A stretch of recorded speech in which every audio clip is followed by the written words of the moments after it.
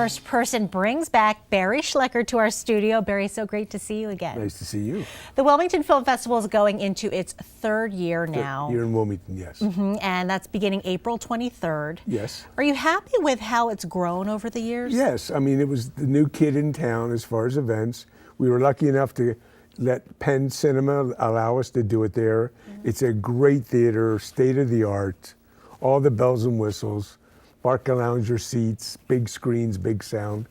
And after 10 years in Newark, which was very successful, in a small local theater, we come to the big city, so to speak, and it's a beautiful setting, so we're growing every year. And you've got a good mix of films, you know, some big box office films. Well, our motto, or our, whatever you call it, our reason for being is to show those small films you should have seen and probably didn't.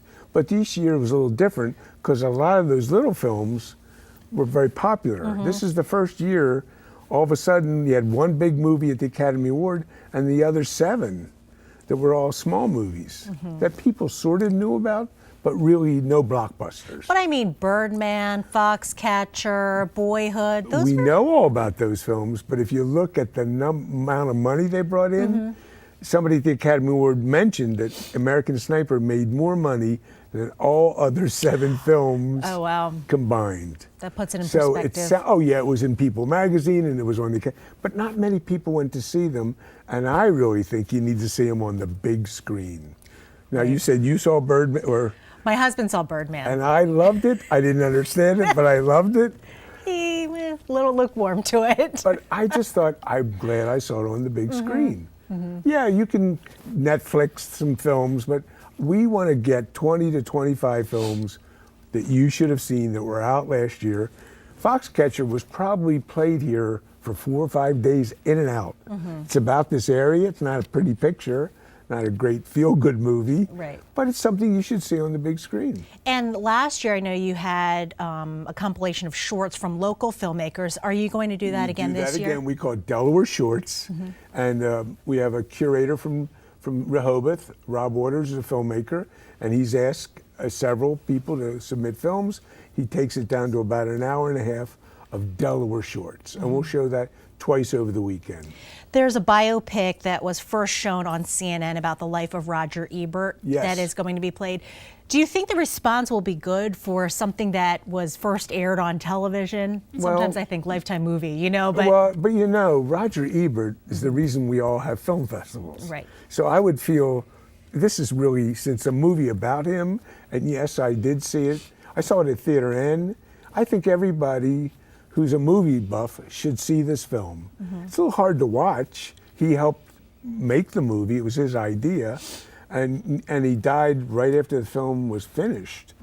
And so, yes, I'm glad it was seen on TV first, but a couple of films have happened that way. Citizens 4, TV, out into film festivals, now back to TV.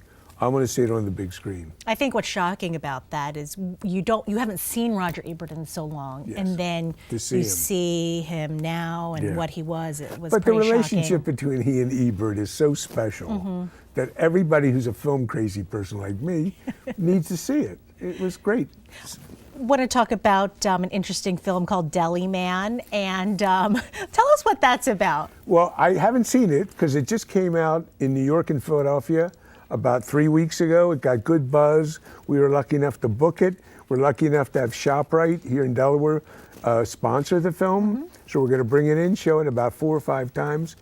But it's about the rise and fall of delicatessens.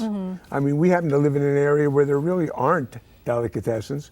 And at one point, and the movie points out there are almost, I think it's 15,000 delis in the New York area. It's like 150. So, I mean, people are assimilating, people are moving away from those concentrated areas of ethnics. And so what's happened is the deli's going away. And so it's about a guy who has a great deli in, of all places, Houston, Texas, and how he's surviving. So it's not just about a corned beef sandwich. Although they are pretty good. Just saying corned beef gives me heartburn, but it's a good heartburn. All right, Barry Schlecker, thank you so much for joining us, and thanks for being here on First. Good luck with the Wilmington Film Festival. April 23rd. April 23rd. Through 26th. And you can go to wilmfilm.com to keep up on everything. Again, the festival starts April 23rd.